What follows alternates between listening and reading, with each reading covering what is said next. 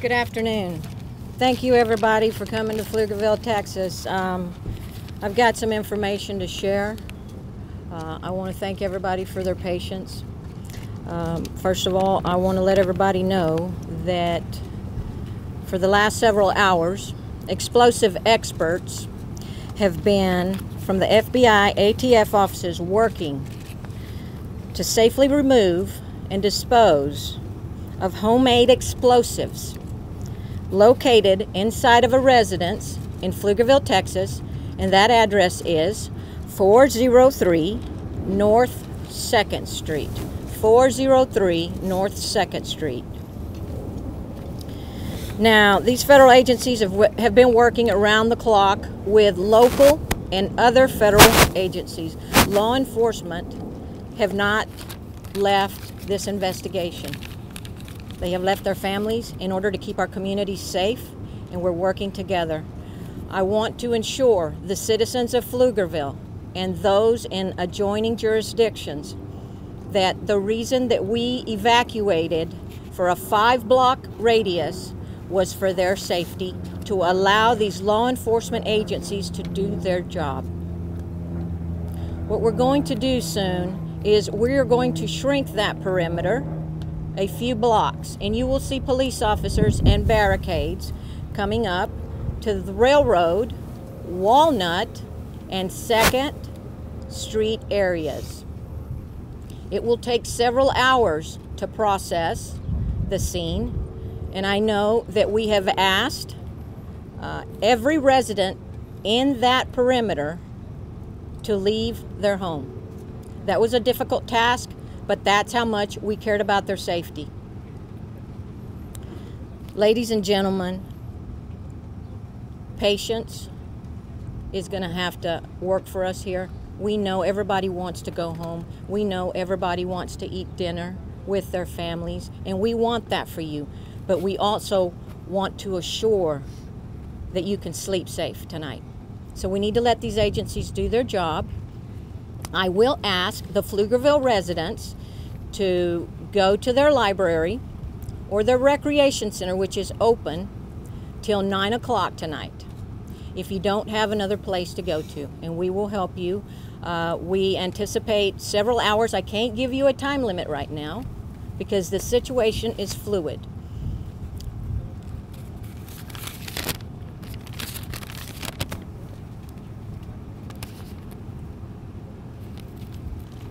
We will also be putting information on our city website and updating as soon as we can clear the perimeter and let everyone come home.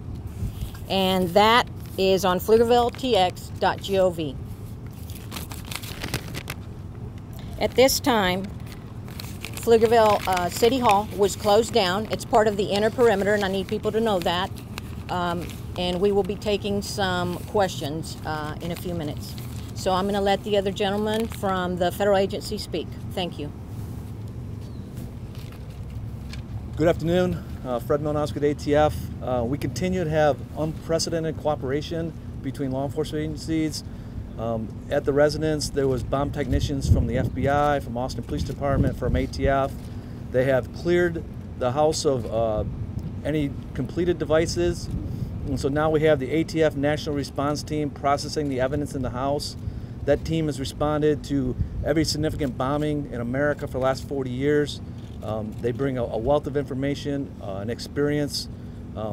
There is components in there. We've talked about the bomb maker and his signature and how we were able to tell that the same individual manufactured all these devices. There is componentry in there that makes us believe, have a high degree of certainty, that it is the same components that we have found in all the other devices.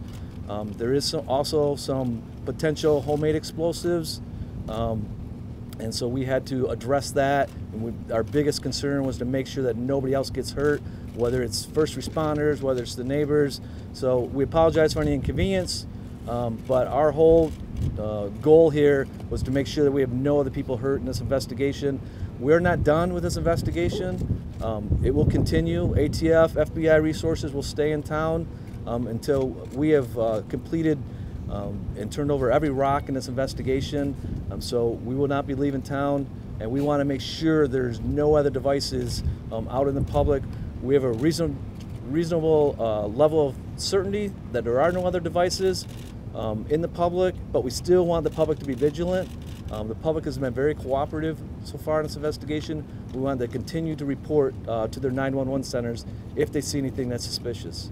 Thank you. Good afternoon, everybody. I want to echo what Fred said and make sure that the public maintains their vigilance. There could be other packages out there. We think we're on top of this, but we just don't know. So for the next couple of days, we want to continue that messaging of be careful when you see things suspicious, to call it in immediately. I'd like to thank the Pflugerville Police Chief. The Pflugerville Police have been fantastic on this scene. It's a lot when 500 federal agents come in and kind of invade an area, and we have had nothing but cooperation from our state and local partners through this whole thing. We will have those resources here for as long as it takes. We're working very hard on this scene. We've made the scene safe. We're still working some other scenes, and we will make sure everything is safe. We collect all the evidence that we need before we leave Texas. I'd like to thank everyone for their cooperation. I'd like to thank the media for helping us getting out the messages of safety, the reward that we put up out there, and all the help that you've given us throughout this entire endeavor. I really want to thank the FBI people, the ATF people. We got 500 agents that we've pulled in from all over the country.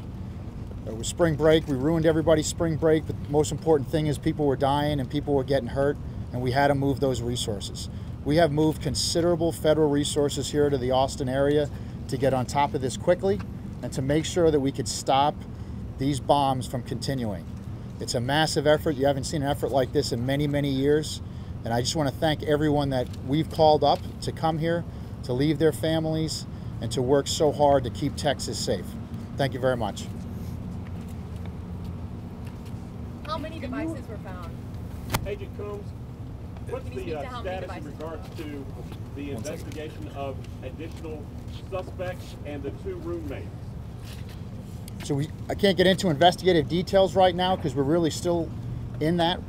I can tell you that we're looking at any associates that the subject might have had to make sure this is singular in nature, and there aren't other people that knew about this, but that continues. What makes you think that there are no more devices? I wouldn't characterize it as full of material. There's primarily one room that is got a considerable amount of material that makes us believe that it's similar in nature to the devices that we had. Would you call it a bomb-making factory? I wouldn't call it a bomb-making factory, but there's definitely components consistent with what we've seen in all these other devices. Are you any closer to establishing a motive for this? A motive? Have you established a motive for this? Not this time. There'll be some information coming out later on that, but this time it's still unsure. You know, we still have a lot of investigative leads out there. We're going to complete all those investigative leads. The laboratory is going to process this evidence, and sometime in the future we may be able to put out information, but not at this time. Is there any knowledge on how this suspect was able to? Have you been able to learn just how he was able to learn how to make these devices? Yes, so the ATF explosive experts working with the FBI bomb technicians have been able to reconstruct all these devices throughout this investigation. So that's how we know what the components are. I know to the public they may look all different, but when you look at the internal components, they're very similar to us. And from laboratory analysis, we know that it's the same person who manufactured these. Is it clear just how he was able to? Was this self-taught? Are you able to see how he gained such expertise in this? That's a great question. We're still analyzing internet searches and there's probably books in there. We don't know the answer to that at this time. What are you going to do with whoever went into their house? We've got time for 2 more questions. Hang on. 2 more questions, Ed. I was just saying, is it safe to assume that whoever lived in that house had to have known what was going on, what was being built in that room?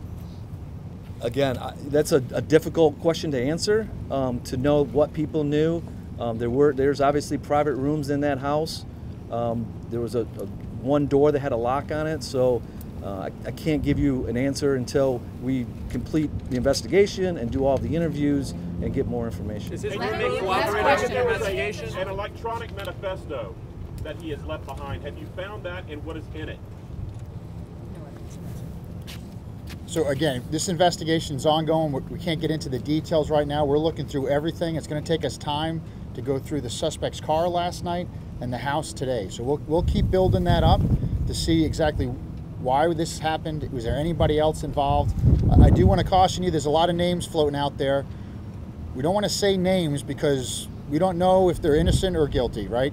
There's been major events in the past where names have come out that we were talking to people. It does not mean that they are suspects. So we want to stay away from roommates and other people that we're talking to because we really don't know who's given just witness statements versus who might be a part of that. So I just want to caution everybody on that. Has the threat Thank to you. public I'm sorry. safety We been don't, eliminated? hey guys, we don't have time for any more questions. We have some more operations going on. Thank you very much. One question about the public safety. Is the public... Will there be any